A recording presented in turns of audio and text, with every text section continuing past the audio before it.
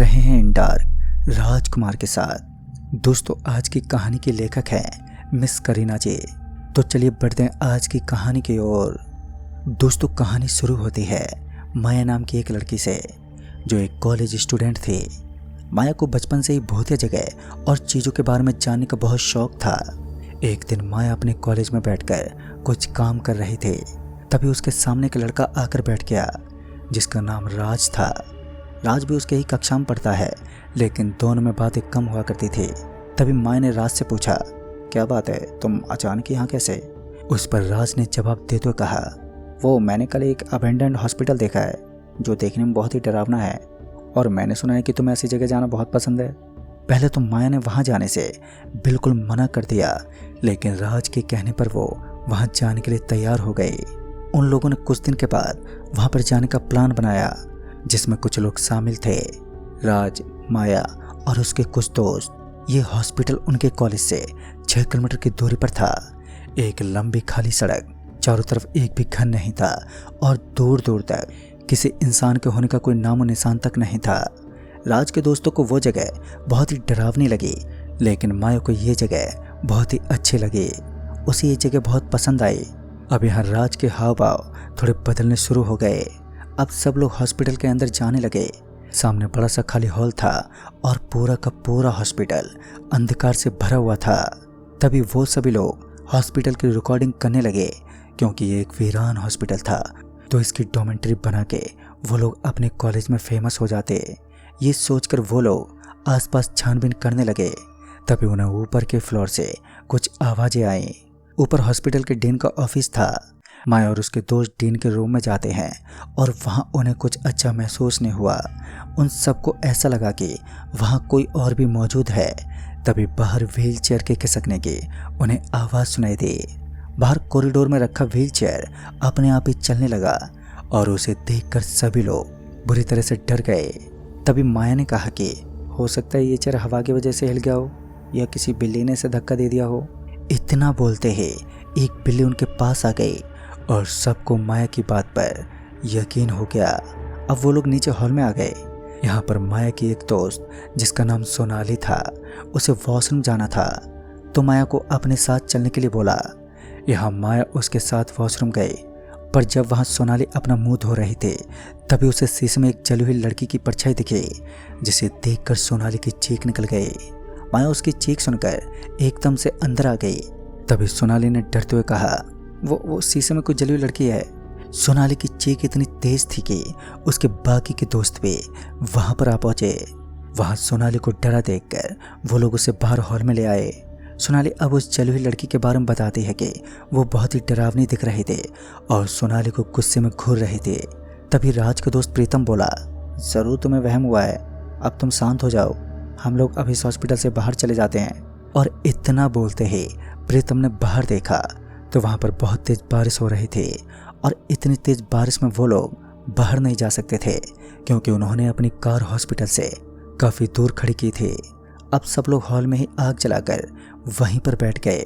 यहाँ गौतम, जो उन्हीं का एक दोस्त था, वो राज से पूछने लगा कि तुम्हें इस हॉस्पिटल के बारे में कैसे पता चला?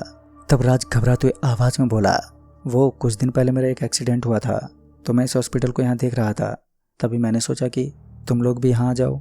तभी गौतम ने राज को एक शक भरी निगाह से देखा, मगर वो कुछ नहीं बोला। अब काफ़ी देरी हो चुकी थी, पर बारिश बंद नहीं हुई। तभी उन सब लोगों को भूख लगने लगी, तो गौतम ने बाहर से खाना ऑर्डर किया, और जब फूड डिलीवरी बॉय आया तो वो गौतम को एग्जैक्ट लोकेशन जानने के लिए कॉल करता है। तो गौतम ने उसे हॉस्पिटल के अंदर आने को कहा, मगर डिलीवरी बॉय अंदर आने से मना कर देता है, क्योंकि उसे वो हॉस्पिटल काफ़ी डरावना लगता है। तो गौतम ने कहा कि ठीक है, मैं ही बाहर आता हूँ। पर जैसे ही गौतम हॉल का दरवाज़ा खोलने की कोशिश करता है तो वो दरवाज़ा नहीं खुलता है। तभी गौतम ने डिलीवरी बॉय को फिर से कॉल किया और बोलने लगा कि मैं बाहर नहीं आ सकता, दरवाज़ा लॉक हो गया है। तभी डिलीवरी बॉय को लगा कि गौतम उसके साथ मजाक कर रहा है, और उसने गौतम पर चिल्लाकर एकदम से कॉल काट दिया। वहाँ से वो खाना लेकर चला गया। तभी गौतम ने उसे फिर से कॉल किया और बोला, मैं आपको कब से अंदर से आवाज़ दे रहा हूँ। पर वो डिलीवरी बॉय को ये भी बोलता है कि उसकी यूनिफॉर्म किस रंग की है। ताजुब तो इस बात की थी कि गौतम और उसके दोस्त उस डिलीवरी बॉय को अंदर से देख रहे थे, मगर वो डिलीवरी बॉय कहता है कि उसे अंदर कोई नहीं दिख रहा है। इतना सब सुनने के बाद वो डिलीवरी बॉय वहाँ से भाग गया और अपना फ़ोन बंद कर दिया। तभी गौतम उसे रोकने के लिए दरवाजे को जोर से खोलने की कोशिश करने लगा। तभी किसी ने उसे जोर से धक्का दिया, जिससे गौतम बहुत दूर जा गिरा। ये देखकर सभी लोग हक्के बक्के रह गए और सभी लोगों ने अपना अपना फ़ोन निकाला ताकि उन्हें कोई यहाँ से बचाने आ सके, मगर सभी के फ़ोन बंद हो गए। वो लोग बात कर ही रहे होते हैं कि तभी नीचे बेसमेंट से किसी के चीखने की आवाज़ सुनाई दी। ये आवाज़ सुन के सब लोग डर गए। माया और राज नीचे बेसमेंट में देखने जाते हैं कि ये आवाज़ कहाँ से आई। बेसमेंट का हाल देखकर माया के तो होश ही उड़ गए। बेसमेंट में ऑपरेशन का सामान रखा हुआ था और उसके पास कोने में बहुत सारे स्किल फोन्स रखे हुए थे। ये सब देखकर राज और माया ऊपर की तरफ आ गए। यहाँ अब सब लोग राज पर गुस्सा करने लगे क्योंकि उसकी वजह से सभी की जान अब खतरे में थी। तभी प्रीतम ने कहा कि इस हॉस्पिटल में जरूर कुछ बुरा हुआ है, इसलिए हॉस्पिटल बंद है। सभी आपस में बात कर ही रहे थे कि इतने में कुछ सोनाली को घसीटकर बेसमेंट में ले गया। सभी लोग सोनाली को बचाने के लिए उसके पीछे भागे, लेकिन वो बुरी शक्ति सोनाली को एकदम से ले गए और दरवाज़ा भी बंद कर दिया। सोनाली अंदर से बहुत आवाज़ देती है कि मुझे बचा लो, पर उसके दोस्त दरवाज़ा खोलने की कोशिश करते हैं, मगर वो दरवाज़ा खोल ही नहीं पाता और धीरे धीरे सोनाली भी अब चिल्लाना बंद कर देती है। तभी सभी लोगों ने बहुत जोर लगाया और वो दरवाज़ा तोड़ दिया। तभी सभी लोगों ने वहाँ जाकर देखा तो वो दृश्य देखकर सभी की चीखें निकल गई, क्योंकि सोनाली बेड पर थी और उसका सर बेड के पास एक टेबल पर रखा हुआ था। सोनाली को मरा देखकर सब लोग वहीं रोने लगे। माया सोनाली के पास आकर बहुत रोने लगी। तभी सोनाली ने माया को पकड़ लिया और टेबल पर रखा हुआ उसका फेस अब जोर जोर से हंसने लगा। सोनाली ने कहा कि तुम सब मरोगे। तभी गौतम ने सोनाली पर एक रॉड से वार किया और माया को बचा लिया और माया को छुड़ा लिया। तभी सभी लोग वहां से भागने लगे और बेसमेंट को बाहर से लॉक कर दिया। अंदर से सोनाली की चीखने और चिल्लाने की आवाज़ें आती ही रहीं। कुछ वक्त के बाद वो आवाज़ें भी बंद हो गई। अब सभी लोग काफ़ी डरे हुए थे कि तभी प्रीतम पर एक शक्ति हावी हो गई और तभी प्रीतम ने गौतम पर एकदम से हमला कर दिया। तभी राज माया को बचाने लगा और प्रीतम को एक चैन से बांध दिया। तभी माया को एक फ्लैशबैक दिखा। माया उस समय को देख रही थी जिस समय यह हॉस्पिटल बना था। सन 1990 में यह हॉस्पिटल बना था और इस हॉस्पिटल में बहुत सारे पेशेंट और डॉक्टर्स हुआ करते थे। सबको सही था कि तभी यहाँ बहुत सारे पेशेंट की मौत होने लगी। सबको लगने लगा कि इस हॉस्पिटल में इंसानों के अंग की तस्करी होती है और लोगों ने गुस्से में आकर पूरे हॉस्पिटल में आग लगा दी। उन लोगों ने हॉस्पिटल को बाहर से बंद भी कर दिया था जिससे कोई बाहर ना जा सके। तभी सभी लोगों की जलकर दर्दनाक मौत हो गई।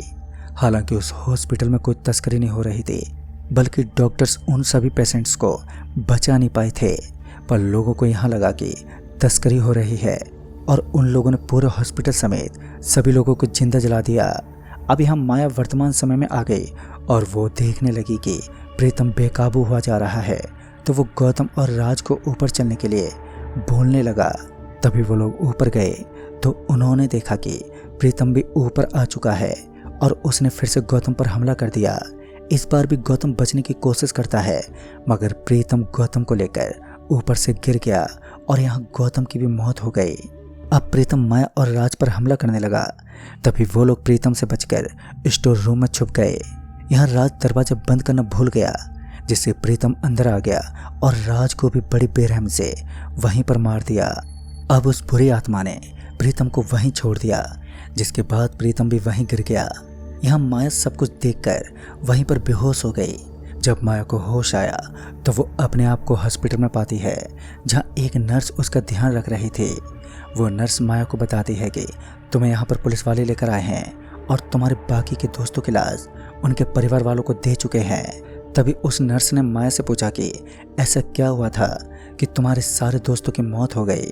तब माया ने रोते हुए कहा कि उन सबको उस बुरी आत्मा ने मारा है। माया ने सारी बातें नर्स और पुलिस को बताई, मगर वो लोग माया की बात पर बिल्कुल भी यकीन नहीं करते और उन्हें ये लगता है कि माया को सदमा लगा है। तभी पुलिस वालों ने माया को मेंटल हॉस्पिटल में भेज दिया। उन्हें लग रहा था कि माया पागल हो गई है, इसलिए इस तरह की बात कर रही है। अब माया को अपनी ज़िंदगी इस मेंटल हॉस्पिटल में बितानी पड़ती है, क्योंकि कोई भी उसकी बातों का यकीन नहीं कर रहा था। माया आज भी अपने उस फैसले को कोसती ही रहती है जिस दिन वो लोग उस हॉस्पिटल में जाते हैं, और अभी भी वो हॉस्पिटल वैसा का ही वैसा बंद पड़ा है। तो दोस्तों, इस कहानी में बस इतना ही। तब तक के लिए बाय एंड टेक केयर।